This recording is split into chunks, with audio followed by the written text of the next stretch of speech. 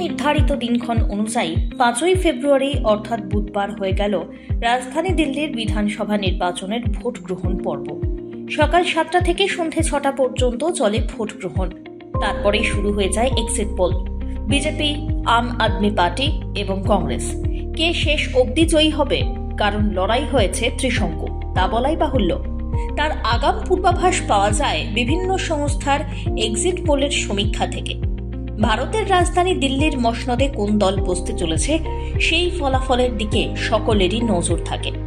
আম আদমি party ফের ক্ষমতায় ফিরবে নাকি ক্ষমতার দখল যাবে বিজেপি অথবা কংগ্রেসের হাতে, তা নিয়ে শুরু হয়ে গিয়েছে চুলচেরা বিশ্লেষণ।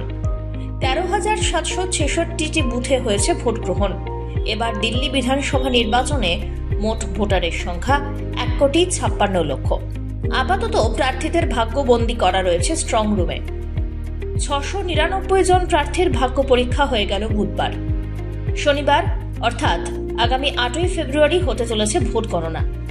পি মার্কের বুথ ফেরত সমীক্ষা বলছে, দিল্লির ভোটে এবারে বিজেপির কাছে নাকি ধরাশয়ী হতে পারে অরবিন্দ কেজরিওয়ালের আম আদমি পার্টি।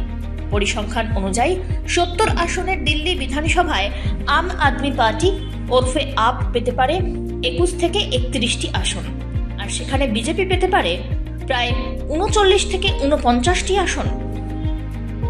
অন্যদিকে পিপলস পোলের এক্সিট পোল অনুসারে আপ এবারের ভোটে পেতে পারে মাত্র 10 থেকে 19টি আসন।